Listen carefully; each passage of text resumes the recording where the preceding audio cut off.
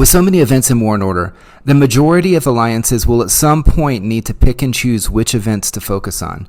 This is especially true for highly competitive alliances where there's a cost at competing in your time, your planning, gems, march speeds, heal speeds, etc. In this video, part 4 of the Spend Right series, we will go over the major alliance-related events and which ones I think you and your alliance should focus on. But before we get started, today's sponsor is here to help you forget the last Void event you had. Did you lose a ton of troops and gems? How did you do in the Void Hospital? Post-Void Denial Potion is here to help. Check out this video for more information. Have you been personally victimized in Void? Did you waste every single gem, every march speed up, and every last ounce of your hope, only to still lose everything? Well, forget about it. Literally, introducing Time for the medicine! Post-Void Denial Potion. Because if you don't remember your losses, All I need's a bit of luck. did they even happen? Side effects may include excessive overconfidence, a mysterious urge, play in another Void event immediately, and a complete inability to learn from past mistakes.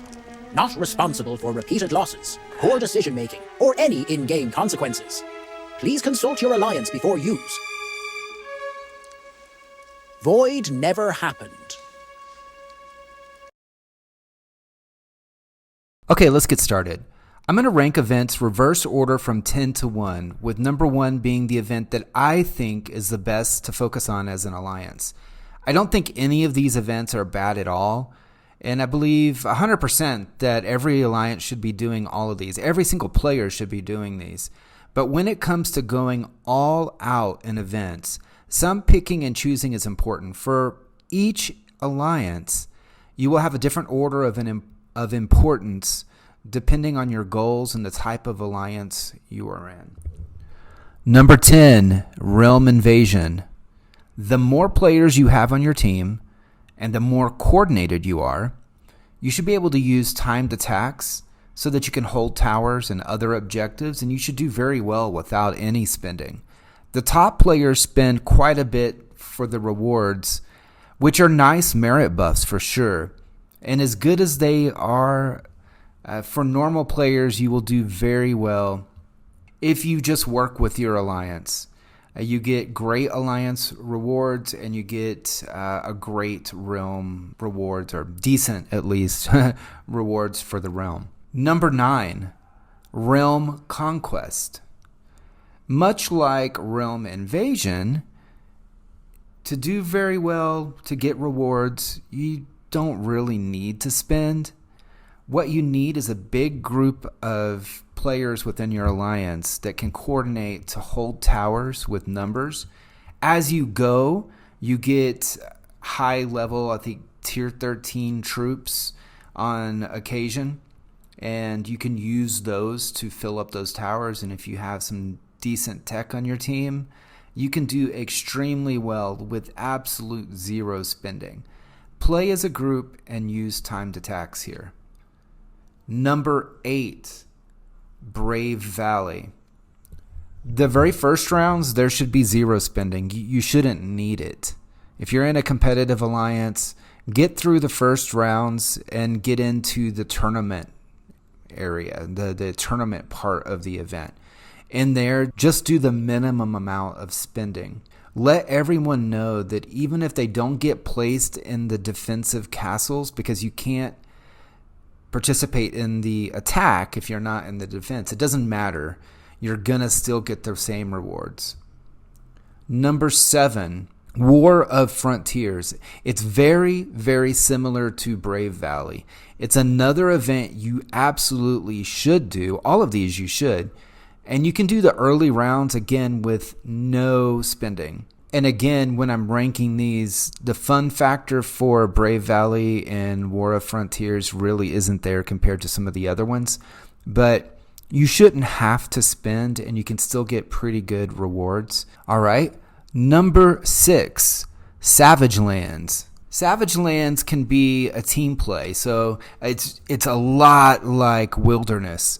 It is an event where you can go in and you can play it completely solo, but you can also play it as a team. And what happens is there's 3 different phases, and you have to get a certain number of points to make it to the next phase. You get to kill monsters in the beginning, and then as you go, you're going to focus more and more on other players. There's a potential to spend a lot in this one if you are healing a lot, if you're speeding a lot. I don't really recommend that if you're actually prioritizing where you spend in events. And number 5, Wilderness, same thing. It's just like Savage Lands. At the end, there's some towers you can hold for points. It's honestly, I feel like this is a very much of a solo event, although you can play it with your alliance. You can reinforce each other. I recommend that you actually do that, especially in those first phases, and you get as many of the target levels as you can so that you can maximize the amount of merit that each of you get. But as far as spending, unless you're going to try to win it all, which you're going to be competing against very strong high-tech castles. So if you're a very strong high-tech castle yourself, then you may want to win it for additional merit. But otherwise, I would say this would not be an event that you would really, really, really want to focus on with your spending. Number 4, Frenzy. So Frenzy is basically Void plus some elements that you would have like in Realm Invasion or in Crown, where you're holding towers and you're getting points for those. The thing on this one is you're not going to lose troops. You're not going to lose resources. You only need to spend if you're going to be speeding, if you're going to be healing. So play it in a big group. Go all out if it's just your alliance. Like, get your whole alliance involved, but don't spend. Like, I don't think you really need to spend in Frenzy to do very well as an alliance. Number 3, and I'm going to say 1 through 3 or 3 to 1, could be in any order, and it absolutely depends on your alliance. Number 3, and many people will say this is going to be their number 1, especially individually. Number 3, I would say, is Void.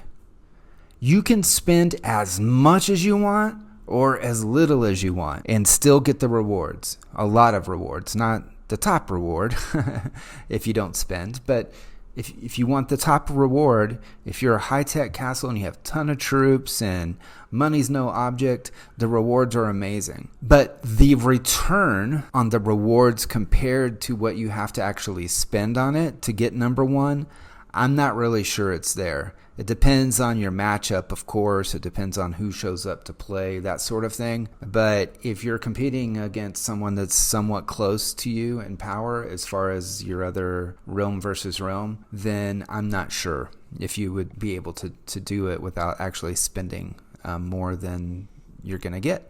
Spending will be relative to the number of players that you can bring. So in Void, you're going to want to reinforce other players for points, whereas in Frenzy, you never do that. You can get a lot of points actually just staying shielded and setting traps and that sort of thing. But where the rewards get good in Void is in resources. So you go to the other realm and you attack another castle, you can take its resources. So you could just sit there and farm them. In our last Void, we hit castles that had over 1 billion resources in them. And so we just brought everybody, and it was like a feeding frenzy, and you fill up. And that kind of reward is amazing. So for a lot of people, again, Void is the best because it is straight up PvP. You can lose everything if you don't play smart. It can be really tough on you if you don't play smart. But if you're playing smart, either individually you have amazing tech and you're far and above everyone else, or your alliance plays together, you can do really, really well here. Number two is Fortress Wars. So this event can be either more or less expensive than Elite Wars for top alliances, for your very competitive alliances. As you go, the beautiful thing about Fortress Wars is as you go, you'll get merit from your attacks, And you'll also get these points that you can spend, and those points can be spent on buffs, like attack buffs that are good during Fortress Wars event that you're actually in. And it can also be spent on speed ups. So you could save enough points so that at the last 5 minutes or so, if you're not going crazy the first part, and this is how we like to do it. We like to do the whole event until the last 5 to 10 minutes. And at that point, let loose with the speeds that you can get from within the event. There's other events that have something similar. The wilderness event, same thing. As you go through, you hit these tiers, you get points, you can spend them on attack buffs, health buffs, you can spend them also on speed ups. Same sort of thing. Save your money, use that on your speed ups and play through. Same thing on Fortress Wars. Where it can get expensive is if you're healing a lot, so you're going crazy in the beginning and you don't have a good group, basically. You're off either attacking the wrong castle at the wrong time, you're in the castle alone and you get attacked by 50 people and you weren't paying attention, that sort of thing, and you're getting wiped out and you're having to re-heal all of your troops for the event. That's a good way to spend all of your money, honestly. Or if you're just speeding around like a lunatic, which I've been known to do. All right, so that's Fortress Wars, and I love it. It has amazing rewards. So at the end of Fortress Wars, win or lose, you're going to get night tokens, and you can use those on the Fortress Wars night shop, whatever it's called. And within there, you can get some really good items, and you can get a lot of them. And it's every 2 weeks. So non-spenders, this is probably for you the best event, because a non-spender can get a ton of things that they actually want. You can pick and choose. You can get emblems and other things that might cost you otherwise. All right. And so number one, and everyone knows what this is, it's Elite Wars. Elite Wars is the most challenging event when you're competitive and you get up to the point where you're fighting other competitive alliances. The challenge here is great. Numbers matter, not just tech numbers. So having one amazing, the best player in the game on your alliance in the competitive part of the game is not going to get you very far, if that's it. If you can take 60, 70, 80, 90, 95, 100 players into Elite Wars, you're going to do fantastic if you have a good leader, a good commander, and people are experienced at what they're doing. The beautiful thing is, as the longer you play, the more challenging it actually gets, because your competition will get better. And you'll get into things like having to have dedicated blockers who prevent players from leaving a battle or from hitting the main castle by just streaming in rows. And it's complicated. It's not super easy, that type of strategy. It's something that people are going to have to get a feel for. Knowing when to hit that base and not get wiped out and have to heal, knowing when to speed and when to take it slow is really important. This is the one event where most competitive alliances go all out, and this is where they focus on with their spending. The merit rewards are very nice. You can probably get more merit in other events like Fortress Wars and Frontiers and in Wilderness. You can get really good merit in those as well. So Elite Wars is number one. A couple of things I didn't talk about, because you don't actually fight against players in them, but they're critical, right? And the challenge in them eventually goes way down. And maybe, it's not as fun later on. But territory defense is one. Great rewards. Perfect event for non-spenders. It's an event you're not going to lose anything in, and you're only going to get rewards for. You're going to, especially if you play as a large group, you can get really far in it. You can get number one alliance in your realm, that sort of thing. It's great. Another one is Elite Adventures. So Elite Adventures can be fun the first time through, right? As your alliance makes it all the way through all of the different maps, then you get to the end, and then you repeat the last one over and over.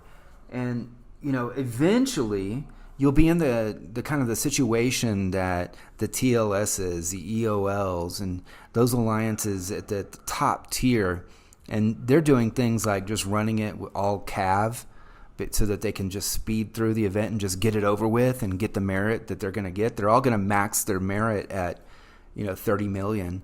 But it's just do it all with cav, go all the way through the event, split out into different groups, kill every single enemy, but just do it all cav, because at that point your tech and your troop levels are so high that it's not really a big challenge to you. But anyway, so this is part 4 of the Spend Right series. The events I think that you and your alliance should focus on: Elite Wars, Fortress Wars, and Void. As far as spending, and not, when I say spending, it's not just money.